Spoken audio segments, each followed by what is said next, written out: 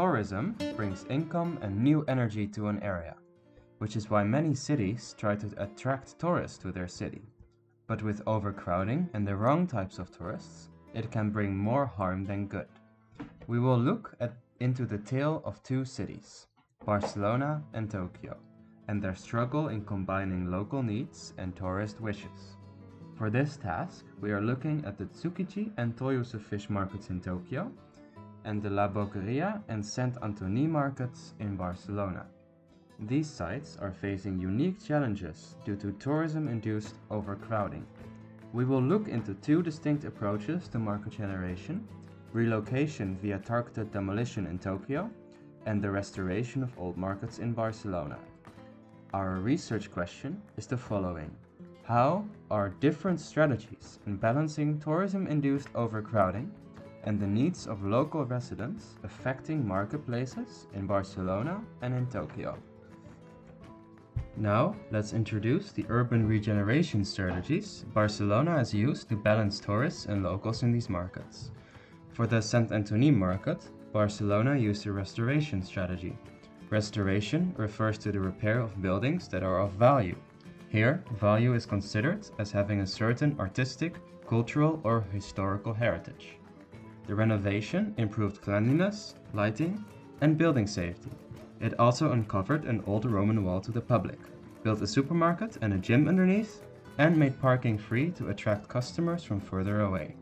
To deter tourists, 7 of the 10 bars in the market were removed, giving more space to wholesale products. The response to this development has been mixed. While it cleaned up the area and improved working conditions, profits for local sellers have not grown, while energy costs have actually increased. La Boqueria has not seen such a large-scale regeneration in recent years. It only enacted some decrowding measures in 1998 by removing stalls on the edge of the market for a cost of 8 million euros.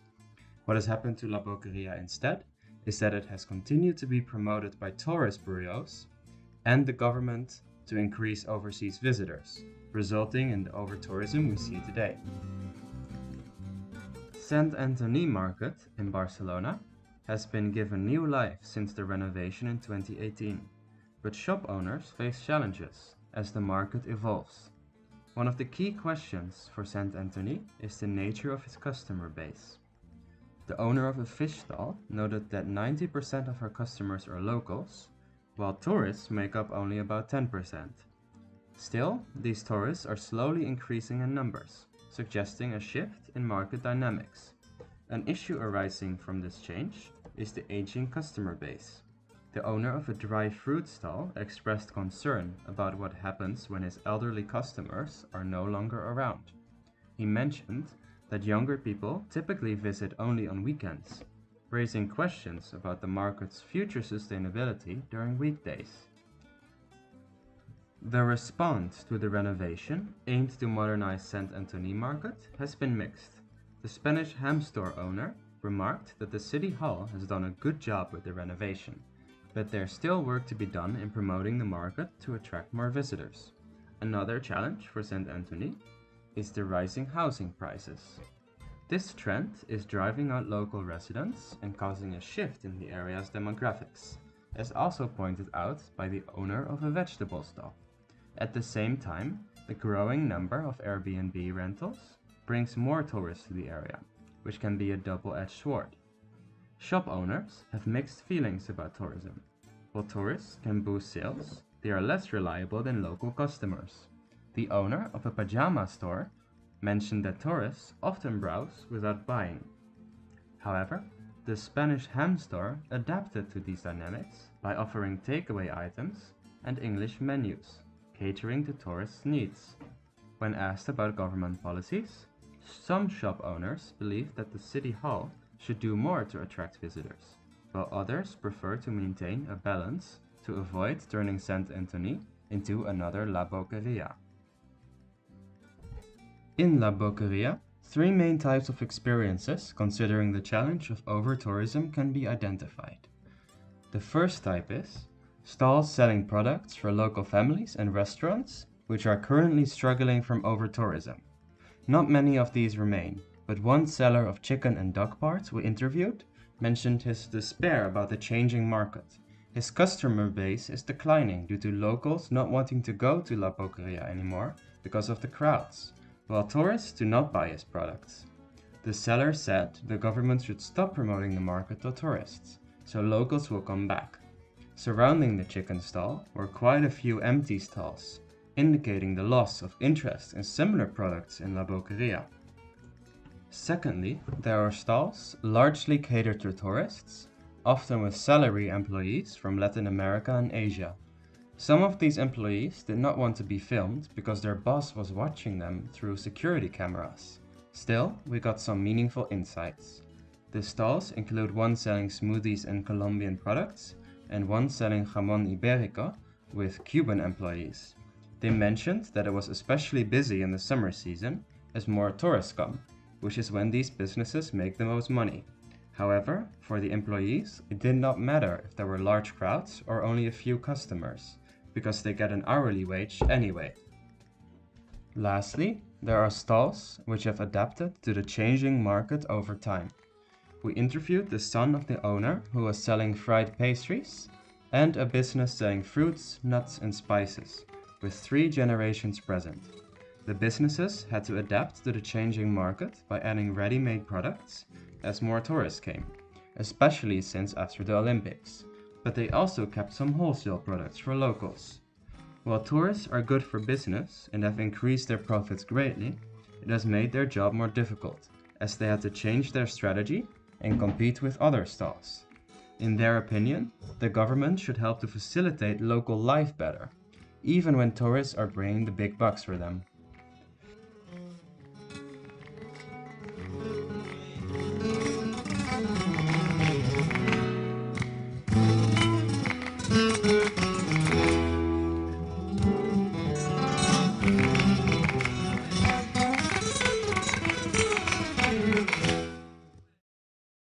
On the other side of the world, Tokyo is another hugely popular travel destination, just like Barcelona. Tokyo's urban markets, represented by the Tsukuji seafood market and the newly built Toyosu market, have also undergone massive renewal projects, which are very different from those adopted in the Barcelona case. Established in 1935, the Tsukuji seafood market is renowned as the world's largest wholesale seafood market. Its bustling activity and tuna auctions draw visitors from all around the world. However, over the years, Tsukuji market faced numerous challenges, including aging infrastructure, overcrowding, and sanitation issues. In response to these challenges, the Tokyo metropolitan government embarked on a plan to relocate the market to a more modern and efficient facility. This led to the construction of Toyosu Market, a state-of-the-art facility located on reclaimed land in Tokyo Bay. The development of Toyosu Market aimed to address the shortcomings of Tsukuji Market, while preserving its vital function as a hub for seafood distribution in Tokyo. In 2018, the original Tsukuji Market was closed, with wholesale operations moving to Toyosu, only keeping a small part of it, the Tsukuji Outer Market, remaining at its original location. Yet this move came with a high price tag, almost 5 billion euros, and sparked debates about the impact on the market's traditional character. The strategy used by Tokyo is called targeted demolition, also known as the sponge effect theory. It involves the demolishing of buildings, usually to build again on the area, but occasionally to leave it destroyed. The strategy used by Tokyo was a targeted physical intervention of a particular area and a relocation of the old use. While the inner wholesale market at Tsukuji moved to Toyosu, the outer market retained its charm as a vibrant shopping and dining destination. Tsukuji Outer Market continues to attract tourists alike with its wide array of fresh seafood, produce, and culinary delights. Its narrow alleyways and bustling atmosphere offer a glimpse into the rich culinary heritage of Tokyo. Meanwhile, the Toyosu Market has become the new heart of Tokyo's local seafood industry. The market's state-of-the-art facilities, including temperature-controlled storage and automated auction systems, have enhanced efficiency and productivity, becoming the hub of the Japanese seafood trade. However, some argue that Toyosu Market's focus on wholesale operations has led to a decrease in the market's accessibility to visitors. The shift towards a more industrial setting may have marginalized smaller vendors and limited opportunities for casual visitors to engage in the market. In response, recent developments at Toyosu suggest a shift in strategy.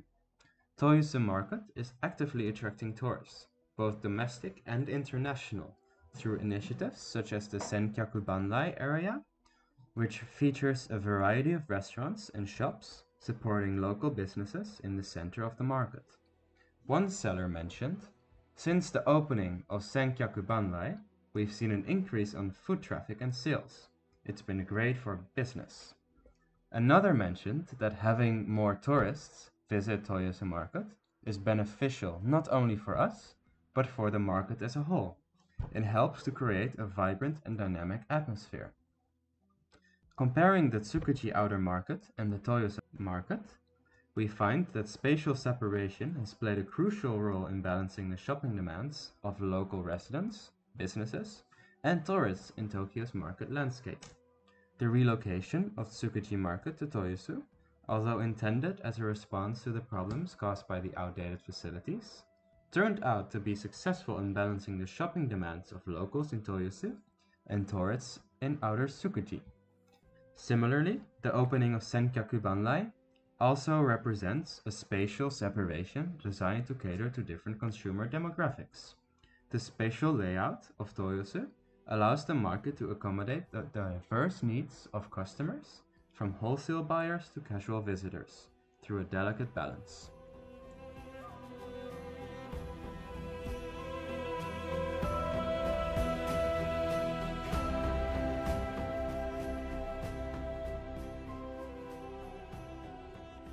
To conclude and answer the research question, the renovation of Saint Anthony was effective in making it more modern, cleaner, and future-proof, but it hasn't brought more revenue or visitors. Still, it has improved the quality of life for both customers and sellers, while avoiding becoming a tourist trap. La Boqueria businesses have needed to adapt to the changing market, some with more success than others.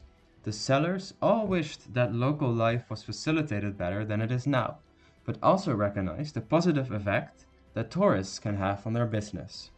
The government can protect the struggling sellers, essential for local customers that do not cater to tourists. For Tokyo, the transition from Tsukiji to Toyosu has reshaped the market landscape, representing a complex balancing act between tradition and modernity, commerce and tourism. Through strategic spatial separation and targeted tourism initiatives, Tokyo has managed to balance the competing demands of its markets, ensuring their continued vitality in an ever-changing urban environment. The separation of uses may be an effective strategy, but its feasibility and destruction of heritage demands greater attention. Finally, the challenge is finding the right approach to a global problem to each local solution to ensure a vibrant market that serves both locals and tourists.